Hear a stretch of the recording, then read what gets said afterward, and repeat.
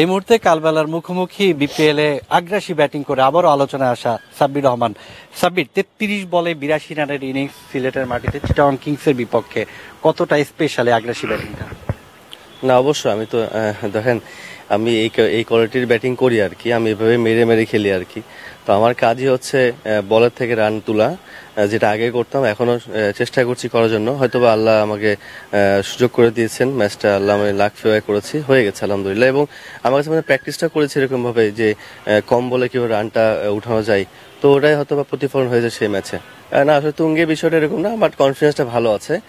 একটা ভালো ইনিংস খেললে সব ব্যাটসম্যানই ভালো লাগে, এবং যে ইনিংসই হোক না কেন, টেনিস বল হোক বা ক্রিকেট বল হোক, তো আমার কাছে ইনিংসটা খুবই আমার কনফিডেন্স বিল্ড আপ করছে। এবং যে প্র্যাকটিসগুলো করেছি আমি, আমার কাছে মনে হচ্ছে যে আরো কয়েকটা হতে পারতো, হয়তো সময় পাইনি ঠিক মতো ব্যাটিং করার।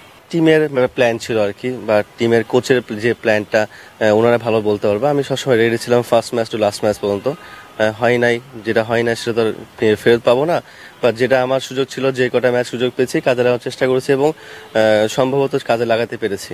টিমে ঢুকার বেরোয় এটা আমার হাতে না ভাই, আসলে এটা ম্যানেজমেন্টের উপর নির্ভরশীল, যারা আছেন তারা বলতে পারবেন।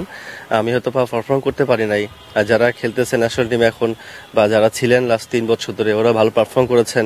ডোমেস্টিক ঠিকমতো খেলা হয় নাই, ভালো পারফর্ম করতে প্ল্যাটফর্মটা ভালো পাই নাই, হয়তো বা হয় নাই। বাট আমার কাছে মনে হয় যে 3 বছর আর 5 বছর হোক বা 10 বছর আগে হোক, এটা আমার কাছে এখন ম্যাটার করে না। ম্যাটার করে আমি এখন ভবিষ্যতে কি করছি, বা এখন প্ল্যান কি আমার প্ল্যান হচ্ছে এখন নিজেকে তুলে ধরার জন্য, যেখানে সুযোগ পাবো ভালো খেলার জন্য।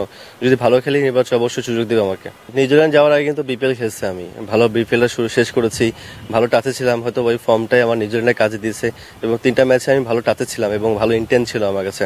তো ওই সময় ভালো হয়ে গেছে, সেঞ্চুরি পেয়ে গেছে আলহামদুলিল্লাহ। সব ব্যাটসম্যানরাই ভালো, কেউ তো ভুল করে আউট হতে চায় না, আনসাডেনলি আউট হয়ে যায়। বাট ওই সময়টা আমার লাক ফেভার করছে কিছু শট, যেমন প্রথম বলে 6 যেটা ক্যাচ মিস করছে লুকি। তো আমার কাছে লাক ফেভারটা ইম্পর্টেন্ট ছিল ওই সময়, আর ভালো খেলেছি এবং ভালো হয়ে গেছে আলহামদুলিল্লাহ। প্রথম থেকে খেলতে পারলে ভালো লাগতো, অ্যাটলিস্ট আরো 1-150 রান হয়তো করতে পারতাম, আর কিছু কিছু দেখতে শো করতে পারতাম নিজেকে। বাট যেটা হয় না সেটা নিয়ে আসলে মন খারাপ করে লাভ নাই, যতটুকু হয়েছে আলহামদুলিল্লাহ। আর একটু ভালো করতে পারলে ভালো হতো আমার জন্য। না আমার কাছে মনে হয় না এরকম টাফ জিনিস কিছু। যদি বাংলাদেশ আমাকে চাই, তো আমি অবশ্যই খেলতে রাজি। বাট আমি চেষ্টা করবো পারফর্ম করার জন্য, যেহেতু একটা বিপিএল পারফর্ম করেছি, ঢাকা প্রিমিয়ার লিগ আছে ওয়ানডে ফরম্যাটে, যদি ভালো করতে পারি তো ইনশাল্লাহ সুযোগ আসবে ন্যাশনাল টিমে। বাংলাদেশে তো 3-4টা ব্যাটসম্যান এখন আছে এগ্রেসিভ খেলে, তারা ভালো করছে।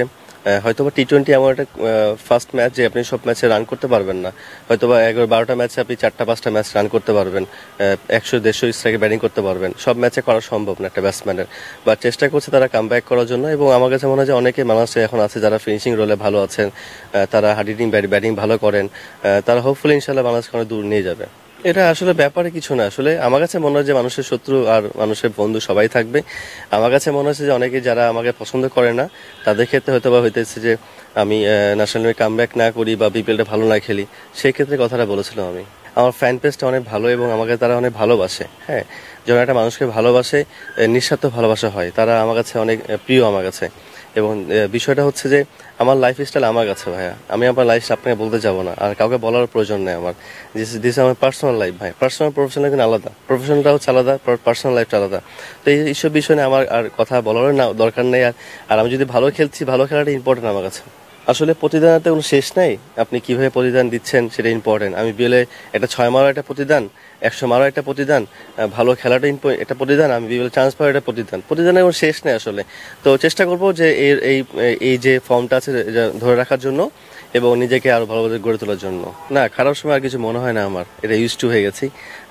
একটা সেম টাইম আমি চেষ্টা করি নিজেকে সময় দেওয়ার জন্য, আমার ফ্যামিলির মধ্যে সময় দেওয়ার জন্য, আমার যারা ফ্যান ফলোয়ার যারা আছে তাদের সময় দেওয়ার জন্য, নিজেকে প্র্যাকটিস সময় দেওয়ার জন্য। নিজেকে নিয়ে ব্যস্ত থাকাটা ইম্পর্টেন্ট আমার কাছে।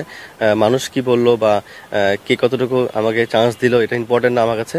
যদি সুযোগ পাই ভালো খেলার চেষ্টা করবো। আমার কাছে হচ্ছে প্র্যাকটিস করা, পারফর্ম করা, দ্যাটস ইট। ক্রিকেট অনুযায়ী তো ঢাকা প্রিমিয়ার লিগ সামনের মাসের হওয়ার কথা, যদি সুযোগ পাই খেলবো। আর প্রিমিয়ার লিগ শেষ করে আমি ইংল্যান্ডে যাব খেলতে, ওইখানে একটা টিমের সাথে কন্ট্রাক্ট হয়েছে আমার, ওইখানে খেলবো, ওখানে এনজয় করবো। তারপরটা এখনো বলতে পারছি না, পরে এসে ফার্স্ট ক্লাস খেলবো ইনশাল্লাহ। মিস তো অবশ্যই করি, রিটেট তো এখনো নিই নাই, তো ওইরকম মিস এখনো হয় না। বা চেষ্টা করবো জার্সিটাকে আবার গায়ে জড়ানোর জন্য, ওটার জন্য প্র্যাকটিস করছি, কষ্ট করছি। তো হোপফুল ইনশাল্লাহ খুবই তাড়াতাড়ি সুযোগ পাবো, বাট আমার কাছে মনে হয় পারফর্ম করাটা ইম্পর্টেন্ট। যদি পারফর্ম করতে পারি সবাই আমাকে চাইবে আর কি, অবশ্যই।